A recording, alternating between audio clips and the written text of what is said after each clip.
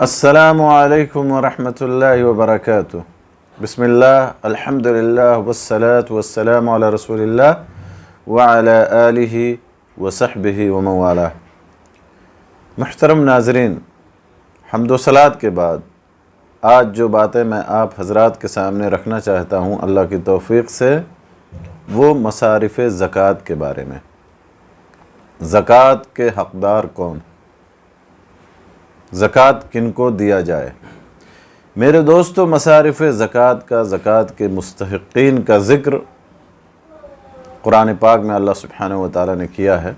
سورہ توبہ آیت نمبر 60، آیت نمبر 60، اللہ تعالیٰ کا فرمان ہے: انما الصدقات للفقراء والمساکین والعاملین علیہا والمؤلفۃ قلوبہم وفی الرقاب والغارمین وفی سبیل اللہ وابن السبیل فریضۃ من اللہ واللہ علیم حکیم۔ اللہ تعالیٰ فرماتا ہے کہ صدقات صرف فقیروں کے لیے ہیں اور مسکینوں کے لیے اور ان کے وصول کرنے والوں کے لیے اور ان کے لیے کہ جن کی تالیف قلب مقصود ہو، اور گردن چھڑانے میں، اور قرض داروں کے لیے، اور اللہ تعالیٰ کی راہ میں، اور مسافروں کے لیے فرض ہے اللہ تبارک و تعالیٰ کی جانب سے، اور اللہ تعالیٰ علم و حکمت والا ہے۔ میرے دوستو، اس آیت مبارکہ میں جیسا کہ مفسرین نے لکھا ہے کہ صدقات سے مراد زکوٰۃ ہے، واجبی زکوٰۃ، اور اس کے مستحقین جن کا ذکر اس آیت مبارکہ کے اندر آیا ہے وہ صرف اور صرف 8 ہیں، کیونکہ انما کا لفظ اللہ سبحانہ و تعالیٰ نے استعمال کیا ہے، انما الصدقات، تو انما یہ قصر کے صیغوں میں سے کہ صدقہ یعنی زکوٰۃ انہی 8 قسم کے لوگوں میں مقصور ہے جن کا ذکر اس آیت مبارکہ میں کیا گیا، اور وہ فقیر، مسکین، زکوٰۃ وصول کرنے والے، تالیف قلب کے لیے گردن چھڑانے، قرض دار، اللہ کے راستے میں نکلنے والے، اور مسافر لوگ۔ سب سے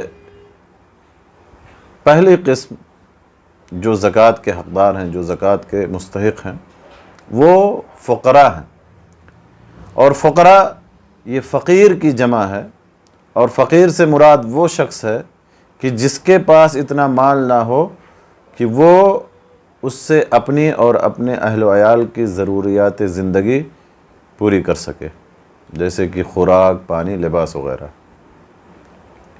تو پہلی قسم یا پہلا شخص جو زکوٰۃ کا حقدار ہے، زکوٰۃ کا مستحق ہے، وہ فقیر۔ دوسرا شخص جو زکوٰۃ کا مستحق ہے جس کا ذکر اس آیت مبارکہ میں آیا ہے وہ ہے مسکین۔ مساکین کا ذکر آیا ہے، مساکین مسکین کی جمع ہے، اور یہ بھی فقیر جیسا ہوتا ہے، مسکین بول کر کے فقیر اور فقیر بول کر کے مسکین مراد لیا جاتا ہے۔ اور بعض اہل علم نے لکھا ہے، یا مسکین اور فقیر کی تعریف میں اہل علم کے درمیان بڑا اختلاف پایا جاتا ہے۔ بعض اہل علم نے لکھا ہے کہ فقیر زیادہ محتاج ہوتا ہے بنسبت مسکین کے، کیونکہ اللہ سبحانہ و تعالیٰ نے پہلے فقیر کا ذکر کیا بعد میں مسکین کا، اور بعض اہل علم کہا کہ نہیں، مسکین زیادہ ضرورت مند ہوتا ہے۔ آپ صلی اللہ علیہ وسلم نے مسکین کی وضاحت ایک حدیث میں فرمائی ہے، صحیح بخاری اور صحیح مسلم کے حوالے سے وہ حدیث ہے کہ مسکین وہ نہیں ہے جو 1 یا 2 لقمے یا کھجور کے لیے گھر گھر پھرتا ہے، بلکہ مسکین وہ ہے جس کے پاس اتنا مال بھی نہ ہو جو اسے بے نیاز کر دے، اور نہ وہ ایسی مسکنت اپنے اوپر طاری رکھے کہ لوگ غریب اور مستحق سمجھ کر کے اس پر صدقہ کریں، اور نہ خود لوگوں کے سامنے وہ دست سوال دراز کرے۔ تو مسکین کی ایک تعریف یا مسکین کی ایک وضاحت اس حدیث مبارک میں رسول اللہ صلی اللہ علیہ وسلم نے اس طرح سے کی۔ تو پہلا شخص جو زکوٰۃ کا حقدار وہ فقیر ہے، دوسرا شخص مسکین ہے، تیسرا شخص جو زکوٰۃ کا مستحق ہے جس کا ذکر اس آیت مبارکہ میں آیا ہے وہ ہے عاملین علیہا۔ عاملین سے مراد، عاملین علیہا سے مراد کون لوگ ہیں؟ یعنی زکوٰۃ کے لیے کام کرنے والے۔ عاملین علیہا سے مراد وہ لوگ ہیں جو زکوٰۃ وصول کرنے یا اس کا حساب و کتاب لکھنے یا اسے تقسیم کرنے پر مامور ہوں، تو ان کے لیے بھی زکوٰۃ لینا جائز ہے، اور انہیں بھی زکوٰۃ کا ایک حصہ یا زکوٰۃ کا کچھ حصہ دیا جا سکتا ہے۔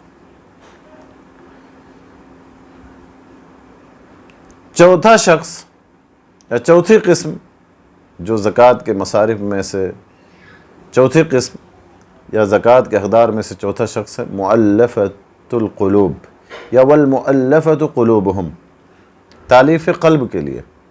اس سے کیا مراد ہے؟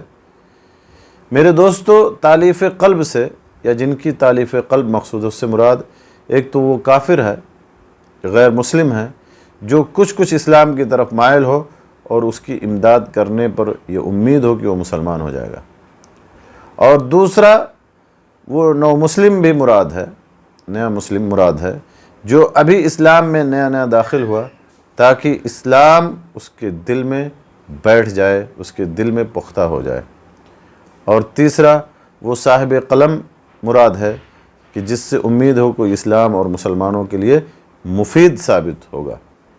ایسے افراد پر یا ایسے لوگوں پر تالیف قلب کی غرض سے زکوٰۃ کی رقم خرچ کرنی جائز ہے، گرچہ وہ مالدار ہی کیوں نہ ہو۔ تو یہ چوتھی قسم ہے یا چوتھا شخص ہے جو زکوٰۃ کا حقدار ہے۔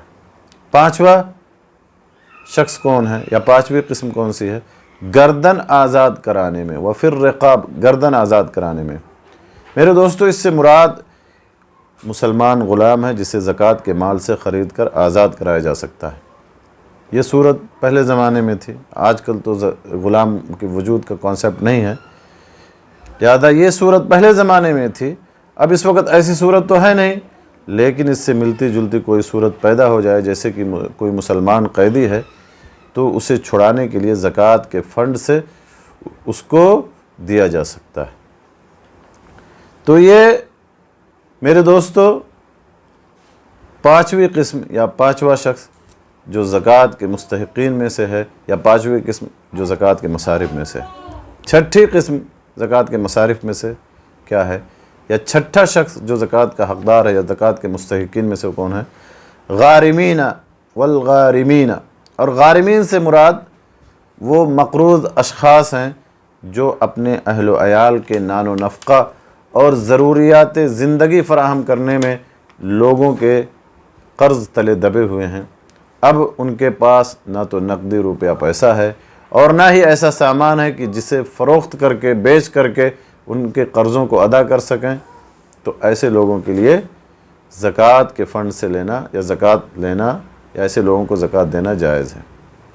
اور اس میں وہ افراد بھی شامل ہیں جو ضامن بنے ہوں، گارنٹر جس کو کہتے ہیں، گارنٹر بنے ہوں، لیکن جس کی ضمانت لی ہو، جس کی گارنٹی لی ہو، اپنے وعدے سے پھر جائے یا پیسہ دینے سے انکار کر دے یا کاروبار میں نقصان ہو جائے یا ان پر ناگہانی آفت آ پڑے، تو ایسی صورت میں میرے دوستو زکوٰۃ کی مد سے یا زکوٰۃ کے فنڈ سے ان کی مدد کرنا جائز اور درست ہے۔ ساتواں شخص کون ہے یا ساتویں قسم زکوٰۃ کے مصارف میں سے کیا ہے؟ فی سبیل اللہ، یعنی اللہ کی راہ میں، اور اس سے مراد میرے دوستو اس سے مراد جہاد فی سبیل اللہ ہے، جیسا کہ اکثر اہل علم نے بیان کیا ہے، اور اسی طرح سے خیر اور دعوت کے کاموں میں بھی جو ہے اس پر قیاس کرتے ہوئے اہل علم نے ذکر کیا ہے کہ زکوٰۃ کو خرچ کیا جا سکتا ہے یا زکوٰۃ کی رقم کو دیا جا سکتا ہے۔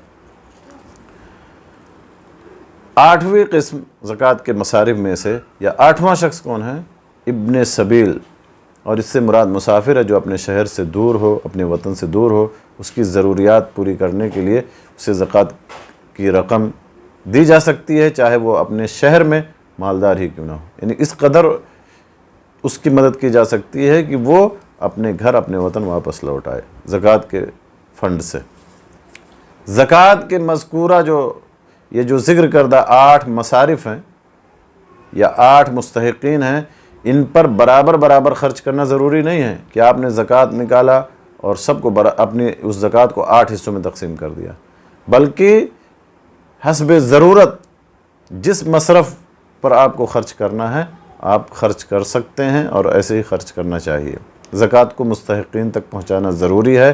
زکوٰۃ سب سے پہلے اپنے قریبی رشتہ دار کو دینا چاہیے، اگر وہ مستحقین میں سے ان 8 قسموں میں سے ہے تو اپنے قریبی رشتہ دار کو، بھائی کو، بہن کو، خالہ کو، ماموں کو، چچا کو، والدین کو، اولاد اور بیوی کو زکوٰۃ کی رقم دینا جائز نہیں ہے، کیونکہ ان کی کفالت آپ پر واجب اور ضروری ہے۔ تو میرے دوستو، یہ 8 مصارف ہیں زکوٰۃ کے، جن میں زکوٰۃ کی رقم کو خرچ کرنا چاہیے۔ اس کے علاوہ اور کہیں زکوٰۃ کی رقم کو خرچ کرنا جائز اور درست نہیں۔ اللہ سبحانہ و تعالیٰ سے دعا ہے کہ اللہ تعالیٰ ہمیں ان باتوں کو جاننے، سننے اور سمجھنے کے بعد اللہ ہمیں نیک عمل کرنے کی توفیق بخشے۔ آمین۔ وآخر دعوانا الحمدللہ رب العالمین، وصلی اللہ علی نبینا محمد وعلی آلہ وصحبہ اجمعین۔